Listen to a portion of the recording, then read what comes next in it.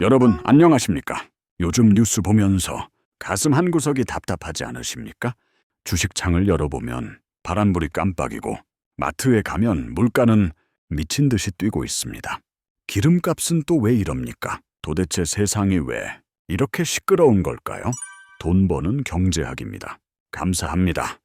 열심히 하겠습니다. 오늘 제가 드릴 이야기는 주식 사라 마라 하는 가벼운 이야기가 아닙니다. 지금 우리 머리 위에서 벌어지고 있는 소름 끼치는 판의 변화에 대한 이야기입니다. 우리가 믿고 있던 평화로운 시대, 글로벌 경제 시스템이 뿌리째 흔들리고 있다는 명백한 증거들이 나오고 있습니다. 오늘 이 이야기를 전해줄 사람은 평범한 경제학자가 아닙니다. 바로 체드 스위트, 초토프 그룹의 공동 창립자입니다. 이 사람은 전직 CIA 요원이자 미국 국토안보부 비서실장 출신인 전 세계의 가장 은밀한 정보를 가장 먼저 접하는 정보통입니다. 그런 그가 지금의 상황을 딱 한 단어로 정의했습니다. 바로 혼란 디사레이입니다. 체드 스위트는 지금 우리가 겪고 있는 이 상황이 일시적인 소나기가 아니라고 말합니다. 그는 우리가 포스트 냉전 시대로 진입했다고 선언합니다. 이게 무슨 뜻일까요? 냉전이 끝나고 우리는 수십 년간 미국이 주도하는 평화와 세계화의 시대를 누렸습니다. 어디든 공장을 짓고 누구와든 무역을 하며 돈을 벌 수 있었던 시대였죠. 하지만 체드 스위트의 진단은 냉혹합니다. 그 시대는 이제 끝났다는 겁니다. 지금 전 세계는 힘의 균형이 무너지고 권력이 분산되는 과정을 겪고 있습니다. 예전에는 미국 형님이 하지 마 하면 멈췄던 나라들이 이제는 말을 듣지 않습니다. 각자 자기들의 이익을 위해 총을 들고 미사일을 쏘고 국경을 넘보고 있습니다. 디지털 시대가 도래하면서 모든 것이 뒤집히고 기존의 질서가 통하지 않는 세상이 되어버린 겁니다. 그렇다면 이 혼란의 증거는 어디에 있습니까? 그는 구체적으로 3가지 지점을 지목합니다. 50대 가장 여러분, 이 3곳을 주목해야 합니다. 여기서 터지는 불똥이 바로 여러분의 노후 자금을 태울 수 있기 때문입니다. 첫 번째, 중국과 대만입니다.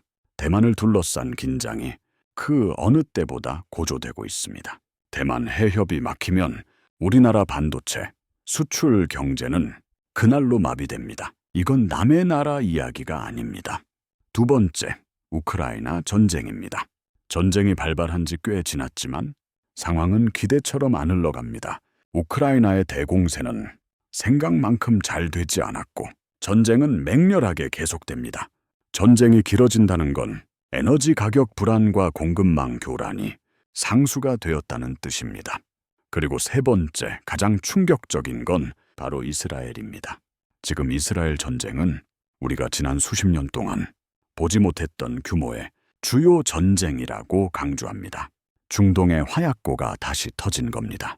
중동이 흔들리면 육아는 춤을 추고 전 세계 물류는 멈춰섭니다. 어떤 분들은 이렇게 묻습니다. 이러다 말겠지. 금방 휴전하겠지. 하지만 전문가의 눈은 다릅니다. 체드 스위트는 경고합니다. 지금 우리가 보고 있는 것은 격동적인 순간의 시작일 뿐이라고요. 끝이 아니라 시작이라는 말이 뼈 아프게 다가옵니다. 이 혼란스러운 국제 정세는 1초 2년 앓고 끝나는 감기가 아니라 앞으로 10년, 20년 동안 안고 살아야 할 지병일 수 있습니다. 이런 상황에서 과거처럼 좋은 게 좋은 거지, 세계는 하나다, 넋놓고 있다간 어떻게 되겠습니까? 글로벌화에만 베팅했던 리더들은 이제 발등에 불이 떨어졌습니다. 세상이 변했는데 투자 방식이 예전과 똑같다면 결과는 뻔합니다. 지금 여러분의 계좌는 어떻습니까? 평화로운 시대에 잘 나가던 주식들, 중국 관련주들, 막연한 자산들이 과연 이 시대를 버텨낼 수 있을까요? 우리는 이제 인정해야 합니다. 세상은 더 이상 안전하지 않습니다. 안전하지 않은 세상에서는 안전하지 않은 방식의 대응이 필요합니다. 기업들은 이미 살 길을 찾아 움직이기 시작했습니다. 그들은 이 위기를 어떻게 감지하고 무엇을 준비하고 있을까요? 다음 파트에서 그들의 긴박한 움직임을 추적해 보겠습니다. 자, 그렇다면 이 난세에 돈을 쥔 큰 손들, 글로벌 기업들은 어떻게 움직일까요? 과거에는 기업들의 지상 과제가 딱 하나였습니다. 바로 효율, efficiency입니다. 인건비 싼 곳에 공장 짓고 가장 싼 배로 실어 나르는 게 우리가 알던 세계화였습니다. 하지만 체드 스위트는 단언합니다. 지금 기업들의 머릿속은 완전히 바뀌었습니다. 리더들은 더 이상 묻지 않습니다. 어디가 제일 쌉니까? 가 아니라 어디가 제일 안전합니까? 바야흐로 리스크 관리에 시대가 도래한 것입니다. 이게 무슨 뜻일까요? 예전엔 중국에 공장 지으면 비용 절감했다고 박수받았죠. 지금은 당신 제정신이야.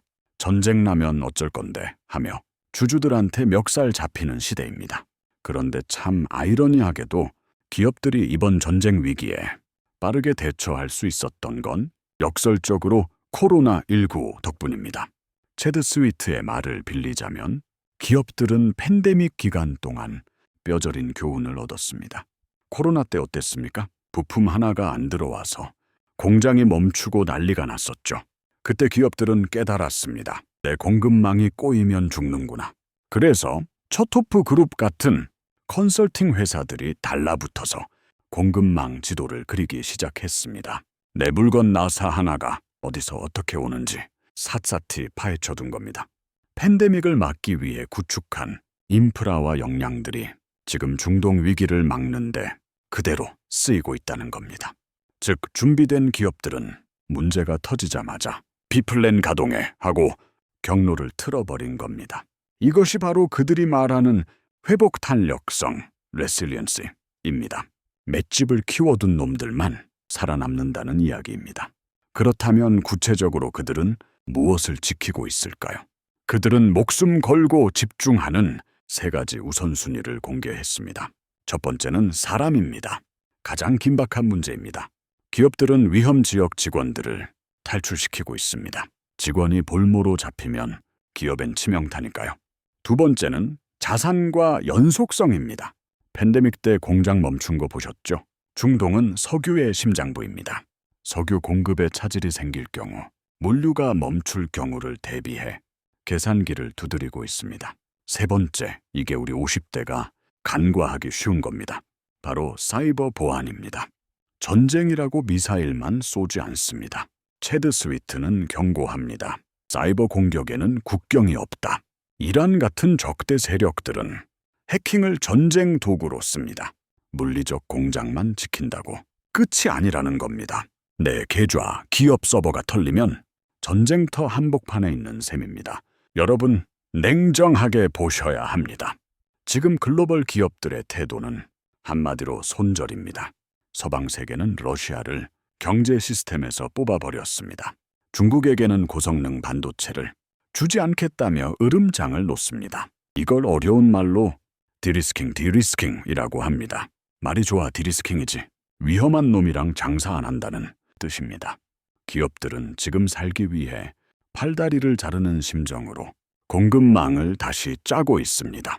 질문 하나 드리겠습니다. 세계 최고 기업들이 손해보면서 손절하고 도망치고 있는데 여러분의 주식 계좌에는 아직도 그 위험한 나라 주식이 들어있지 않습니까? 대기업 정보통들이 밤새워 지도를 새로 그리는데 우리는 10년 전 지도만 붙들고 기도만 하고 있는 건 아닙니까? 지금 기업들이 도망쳐서 도착한 곳이 있습니다. 위기 속에서도 기어이 수익을 내는 그곳. 다음 파트에서 구체적인 투자처를 공개하겠습니다.